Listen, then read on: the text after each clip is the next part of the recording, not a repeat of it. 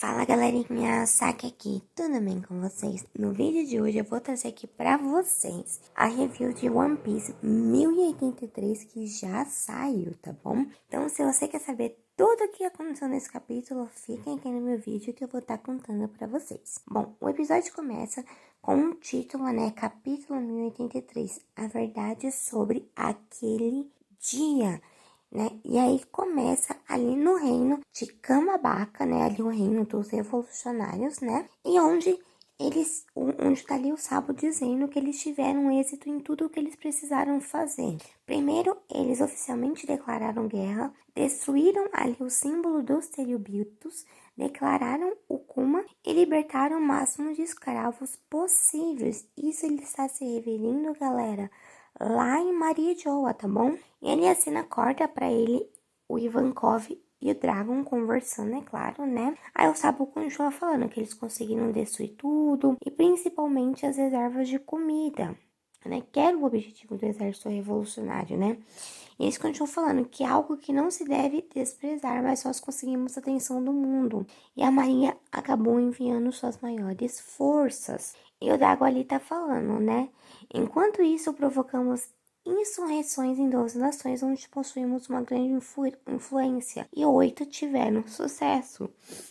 Então, você diz isso, mas uma delas desapareceu, que é o reino de Lulusia, diz Ivankov, né? Então, eles ali continuam conversando, mas o principal objetivo deles aqui é impedir que os suprimentos cheguem a Mari e Joa, né? E foi por isso que o exército revolucionário começou atacando as transportadoras, né? Os lugares das provisões que iam para Mari e Joa, né? Ele até o Ivankov fala que dizem que a localização da Terra Sagrada é uma fortaleza impenetrável, mas veremos o que eles acham de viverem sob ameaça. Finalmente terão gosto de tudo, de como, né, viver com fome e pobreza. Então aqui a gente descobre que era um dos motivos do exército revolucionário está atacando Maria de Rua, né? Não só libertar o Kuma, mas também libertar outros escravos e também impedir o fornecimento de comida, né? Eles agora terão que conviver com uma quantidade muito menor de comida do que eles estão acostumados. Só que o Sabo, ele vem com uma coisa aqui bem interessante. Mas como esperado, eles não são idiotas que se veriam isso tudo sentados. Nossa verdadeira batalha começará quando mobilizarem os Cavaleiros Sagrados. E esses Cavaleiros Sagrados, nós não sabemos quem é, mas o Oda desenhou a silhueta dos Cavaleiros Sagrados ao fundo. É claro que não dá pra gente saber exatamente quem é, mas lembra muito o grupo do Shanks. Lembra muito a tripulação do Shanks. Então, será que é por isso que o Shanks consegue ir e vir de Maria Joa? Será que é por isso que ele consegue reunião com os Goroseis? Porque ele é um desses Cavaleiros Sagrados? O grupo dele ali é desses Cavaleiros Sagrados? Não sabemos. Vamos continuar, né? E até Ivankov fala, Saba, agora você vai ser ali o alvo principal desses caras. Ou devo passar a te chamar de Imperador das Chamas, né? Ela ainda faz ali uma zoaçãozinha com ele. E o Sabo fala que esse nome é difícil de aceitar, mas o Dagon continua falando, não importa a verdade do assassinato do Rei Cobra, isso faz de você um herói, né? Então, aos olhos do revolucionário, né, figura de autoridade dentro do governo, são odiadas por serem monstros sub-humanos, apesar de haver certamente muitos tiranos malignos sedentos por poder. Também há governantes justos e inteligentes, e é claro que o Rei Cobra, né, ele estava nessa categoria, né. Infelizmente, né, as informações ali, as informações falsas se espalharam mais rapidamente do que as verdadeiras. Pode parecer frieza, mas apesar de me sentir mal pelo que aconteceu com o Rei Cobra, acho que posso lidar com a forma que tudo se desenrolou, se isso ajudar a alimentar as chamas da revolução. Isso diz o Sabo. E nisso, a Ivankov e o Dragon mostram a manchete que o Oda escondeu até agora. A manchete onde mostra o Rei Cobra assassinado e o Sabo parado ali com a sua arma ali na mão, né? Então tudo ali mostra que o Rei Cobra foi sim assassinado pelo Sabo. E ali nós vemos o Sabo com uma cara de tipo, meu Deus, e agora, né? E o Dragon e Ivankov falando que todo mundo chorou, mas que queriam acreditar no Sabo. E nisso corta para ali, um pouquinho antes o Reverie. Então ali, lembra quando a gente viu ali o Reverie, que tava Shira Rocha, Vivi, tal. Este momento é um momento um pouquinho antes, aonde as coisas começaram a ser atacadas, aonde o exército revolucionário começou sim a atacar o Reverie, começou sim a atacar o Terubito. E eles estavam ali totalmente desesperados, gritando, né? Em desespero porque eles estavam sendo atacados, principalmente os armazéns deles, que estavam sendo, e eles dizem que são os 4 capitães que os estavam atacando, né? E mais pra frente nós vemos. E nós ali vemos, primeiramente, um Tenryubito maltratando muito mesmo, o seu escravo. Então, chamando ele de lesma, dizendo que os plebeus tomaram a comida fina deles, dizendo que eles estão atacando o símbolo amado. E ele começa a falar para esse escravo se apressar. Mas esse escravo ali, obviamente, é todo machucado e tal, não consegue. Então ele decide que ele vai correndo ali atrás, correndo para se livrar, né, desses ataques. E nesse momento, esse Terubito até fala para esse escravo que ele é um lixo inútil, por isso ele está demitido. E nisso nós vemos uma coisa acontecer. O primeiro comandante do exército revolucionário, ele aparece.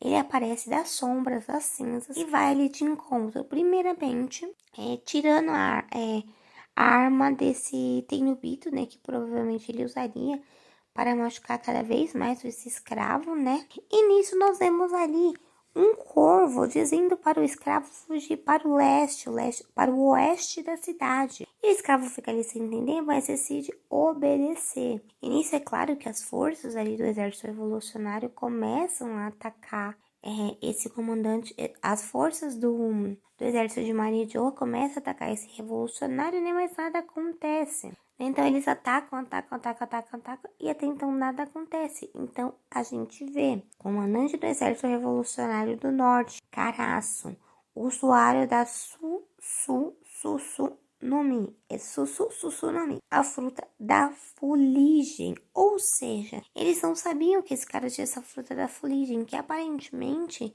parece que ele se move como se fosse ali nas sombras, tá, gente? E todo mundo ali fica espantado porque ninguém conseguiu fazer nada contra ele, é claro, né? E nisso corta ali a cena para o comandante do Exército Revolucionário do Sul, Lindenberg. Então, esse já é o segundo que aparece dos 4. Só que aí, gente, acontece algo diferente. Enquanto Lindenberg tá ali falando para libertar todo mundo e tudo mais, falando até ali pro próprio Caraço, nisso a gente vê que quem aparece, o Almirante Fujitora. Então, ele aparece ali para lutar contra o pessoal do Exército Revolucionário. Nisso a cena corta de novo para ali o comandante do exército revolucionário do oeste, Morlin. Então nós já vimos aqui os 3 comandantes do exército revolucionário que estavam sim atacando a Maria Jo e deixando tudo ali em pedaços. Só que voltando aqui pro Fugitora, perguntaram pra ele o que ele estava fazendo, né? Já que ele estava ali paradão sem fazer nada. E ele simplesmente falou, estou chamando uma chuva de meteoro. E o pessoal falou, olha, isso foi uma ideia idiota, viu? Não faz só aqui não, porque não vai dar certo. E nós descobrimos que ali tinham 2 almirantes. Só que nós só vimos durante o capítulo o Fugitora. Nós não vemos quem era o outro, tá bom, gente?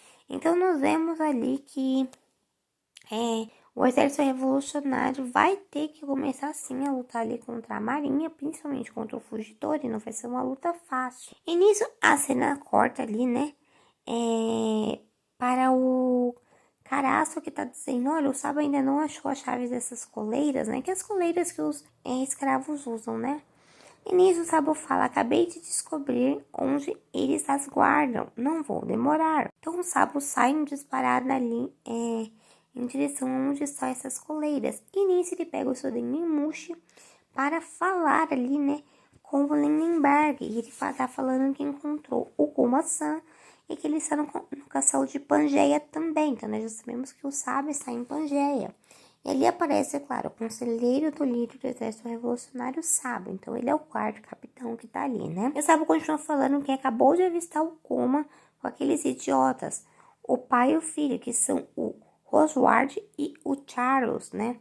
E eles ainda devem estar procurando vingança por aquilo que ouvimos no pátio público, né? Eles não desistiram de obter a Shirahoshi, então eles estão sim atrás da Shirahoshi, né? Esses dois malucos. E ele vai mostrando algumas cenas que eu não só perdoarei por utilizarem o Kuma-san assim. Não vamos deixá-los se safarem dessas. Morley prepare tudo. Ele fala, entendido.